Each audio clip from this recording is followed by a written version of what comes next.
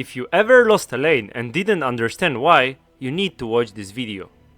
The concept I want to go over today is understanding heroes as a key to winning lanes. I feel like a lot of people pick what they like, without realizing what makes their hero strong, especially in the early game. Understanding matchups and main power of a hero will win you so many lanes. As today's example, I will show you my 2 games where I played position 4 against Clockwerk position 5, and one of them basically lost the lane single-handedly while the other dealt with me and Arise Magnus really well. In the first example, Clockwerk laned with TA, so a very strong combo, against Axe and my Furion. I would say this lane is pretty much 50-50, depending on how well the pool camps are contested, especially in the first few minutes. While harass-wise, Furion and Axe clearly win, getting targets isolated with Clockwerk will guarantee kills, as it's quite hard for Furion to get away when he gets chased down. To understand your matchups, first you need to understand your hero. As of now, every Clockwerk player is going for the fast that makes your cogs spawn in a bigger AoE, so it's way easier to trap people. For that reason, your skill build is pretty much always W into Q, or the other way around. Pair that with the fact that your Q deals damage to a random target, and your cogs need 2 hits to destroy it if you want to escape, let's think what situation benefit clogs the most. And the answer, it is catching solo targets. Why? Well, for all the reasons listed above. If you catch a solo target, your Q won't hit anyone else but him. He will struggle to escape as he won't have a friend to attack the cogs, and it makes it so much easier for TA, a range hero, to connect than Axe.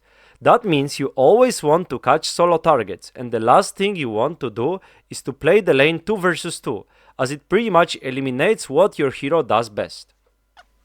Now, going over to the replay, I know that. This is why I pre-blocked the camp as a Furion, as I know that later on I won't be able to approach it without risking my life.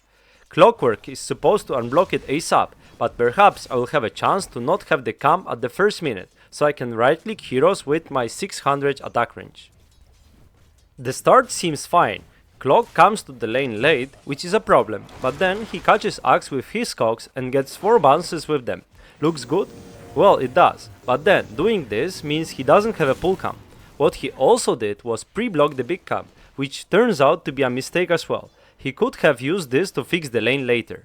However, the biggest issue for him is the fact he doesn't have a small camp, and with the fact that the big camp is blocked, he's forced to play on the lane instead of doing what we were talking about at the start of the video.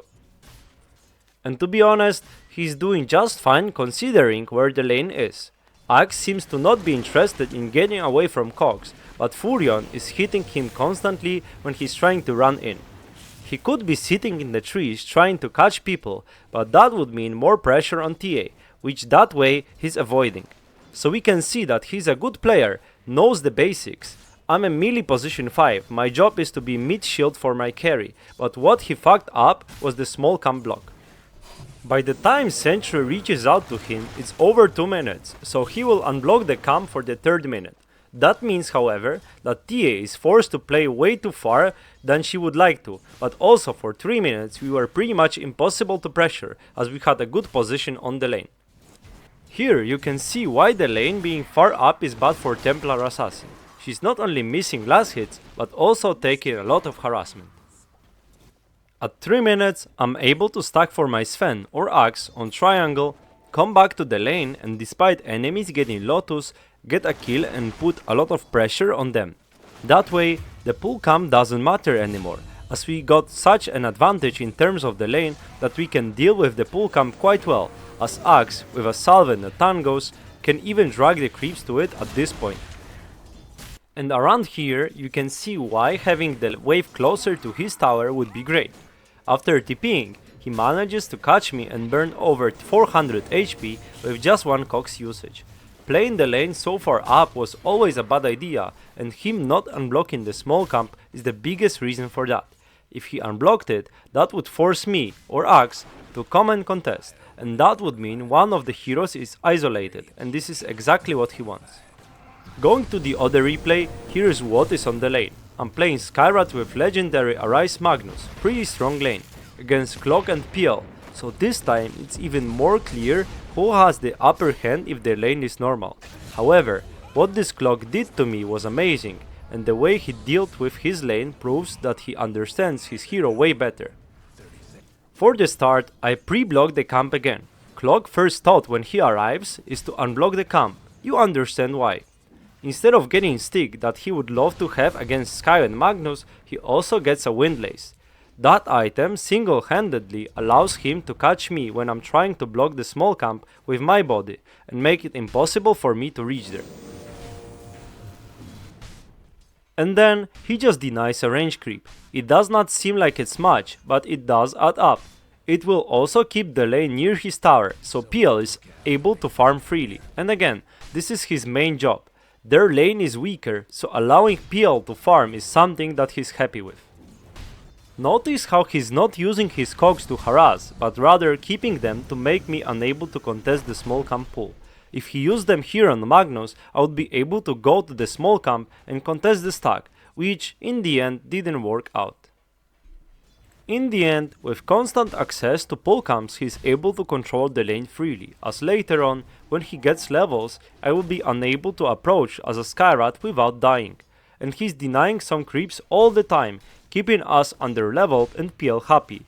Lane is under his tower, so he's farming freely. This difference in terms of understanding his role is what made this lane playable and good for him. Understanding what makes your hero strong on the lane, not just the spells, but also from macro perspective, will make you a better laner and then win you more games. But to help you with that, I will give you some example how this works. Now, let's pick two heroes and break down what makes them strong. First, Lich. At the first sight, he's a very strong laner and has a ranged attack, so he's able to lane quite well. However, the most important thing from macro perspective is his innate, which makes him get mana out of every dying creep. That means your position on the lane should be based on the creeps, as if you are far away from the lane when they die, you basically play without mana. So, from the macro perspective, you want to lane as much as possible, and due to the fact that you get mana from dying creeps and also offer a lot of damage, you are stronger in terms of contesting camps than most of the heroes. And secondly, Ogre with Learning Curve. This hero is level 3 when he hits level 2, so we would like to get this ASAP. What does it mean? You really want to lane up until you get that level 2. With your decent right click and HP, you are also quite good hero when it comes to controlling lane, so you would like to block enemy camp and then deny and get last hits together with your core. If you do your job well, you will probably hit level 2 faster than the enemies and then use level 2 ignite on level 1 hero. Every hero can be broken down like this. I hope this video will help you understanding macro concepts of characters in Dota and make you a better player. Thanks for watching. As always, like the video and subscribe to the channel to not miss out on more educational content. Leave comments to help me out as well. See you!